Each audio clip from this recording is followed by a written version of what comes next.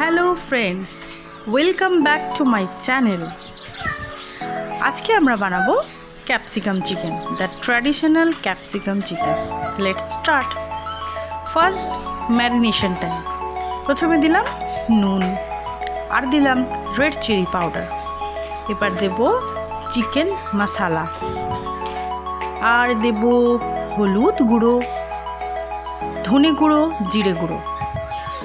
এবারে দেব সর্ষের তেল। ভালো করে সবগুলো মিক্স করে নিলাম। প্রপারলি মিক্স করতে হবে যাতে একদম প্রত্যেকটা চিকেনের গায়েতে সুন্দর করে কোটেড হয়ে যায়। এবার গ্যাসের ফ্লেমটা অন করে দিয়ে দিলাম তাতে সর্ষের তেল। সর্ষের তেলেতে প্রথমে চিকেনের জন্য যে আলুগুলো ইউজ করব সেই আলুগুলোকে ভালো করে ভেজে নেব। একদম ব্রাউন করে ভালো করে ভেজে নিলে দারুণ টেস্ট লাগে। প্রথমে ভালো করে ভেজে নিই। প্রত্যেকটা আলু যেন একদম দু পিঠ উল্টে উল্টে ভালো করে ব্রাউন করে ভেজে নিলাম। এবার আলুগুলো তুলে নেব। এরপরে এই তেলটার মধ্যে দিয়ে দেবো তেজপাতা। 2টি তেজপাতা দিলাম। এবার দেব গোটা গরম মশলা। গোটা গরম মশলা বলতে এলাচ, লবঙ্গ, দারচিনি। আর দিলাম পেঁয়াজ কুচি। পেঁয়াজটাকে একটু সামান্য থেতো করে নেবেন, পুরো বাটা নয়, সামান্য একটু থেতো করে নিলে টেস্টটা অনেকটা বেটার আসে। আপনারা এটা ট্রাই করে দেখবেন। কুচানো বা বাটা না করে মিডিয়াম। এবার দেব হলুদ গুঁড়ো আর আদা রসুন বাটা দিয়ে এবার ভালো করে মশলাটা কষিয়ে নিতে হবে। ভালো করে মশলাটা কষানো হয়ে গেলে, কারণ আদা রসুনের যে গন্ধটা থাকবে সেই গন্ধটা চলে যাবে। এটা কিছুক্ষণ ধরে বেশ কষিয়ে নিয়েছি আমি। এবার তাতে দিয়ে দেবো ক্যাপসিকামগুলো। ক্যাপসিকাম চিকেন মানে তো ক্যাপসিকাম একটু পরিমাণ বেশি দিতে হবে। আপনারা চাইলে আরেকটু বেশিও দিতে পারেন। আর দিলাম কাশ্মীরি রেড চিলি পাউডার। এতে কালারটা খুব ভালো আসে। আপনারা না চাইলে নাও দিতে পারেন। ম্যারিনেশনের সময় রেড চিলি পাউডার দিয়েছিলাম, কাশ্মীরি রেড চিলি পাউডারটা দিইনি, তাই এখানে মাংসটা কষানোর সময় দিয়ে দিলাম এটা। এরপরে এতে দেবো নুন। নুনটা দিয়ে আপনার আন্দাজ মতো নুন দেবেন, কারণ ম্যারিনেশনের সময় নুন দেওয়া আছে, এটা মাথায় রাখতে হবে। ভালো করে সব মশলাটা কষিয়ে নিলাম।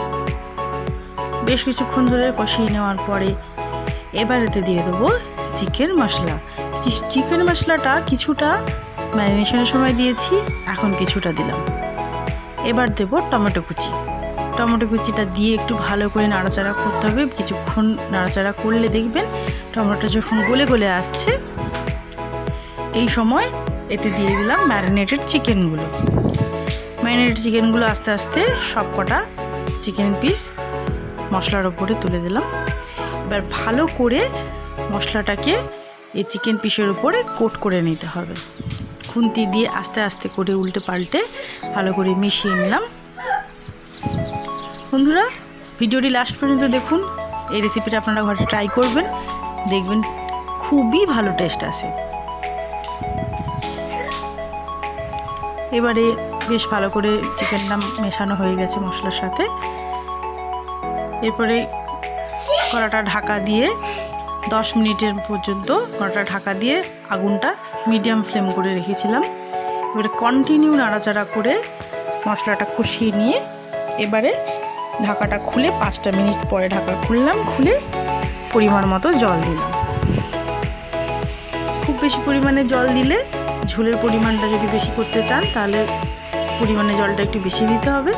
যদি ঝোলটা কম করতে চান, একটু মাখা মাখা করতে চান, তাহলে জলটার পরিমাণ একটু কম দিতে হবে। এবার ঢাকা দিয়ে বেশ কিছুক্ষণ চিকেনটা সেদ্ধ হওয়ার জন্য সুযোগ দিলাম।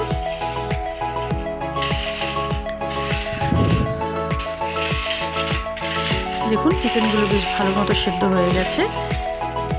এরপরে আপনারা চাইলে এরকম রাখতে পারেন, বা আরেকটু যদি জলটা মেরে দিয়ে একটু মাখা মাখা করতে চান করতে পারেন। এবার লাস্টে চিনি আর গরম মশলা গুঁড়ো দিয়ে ভালো করে নেড়ে চেড়ে দিয়ে গ্যাসের ফ্লেমটা অফ করে ঢাকা দিয়ে দেবো। বেশিক্ষণ এরপরে ফোটানো যাবে না, তাহলে চিকেনের সাথে যে গরম মশলার গন্ধটা চলে যায়।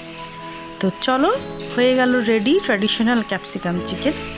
আপনারা ট্রাই করুন। লাইক করুন, শেয়ার করুন আর কমেন্ট করে জানান রেসিপিটা কেমন লাগলো বন্ধুরা। আর শেষ পর্যন্ত ভিডিওটা দেখার জন্য, আমার সঙ্গে থাকার জন্য অনেক ধন্যবাদ। Thank you. ভালো থাকবেন, সুস্থ থাকবেন।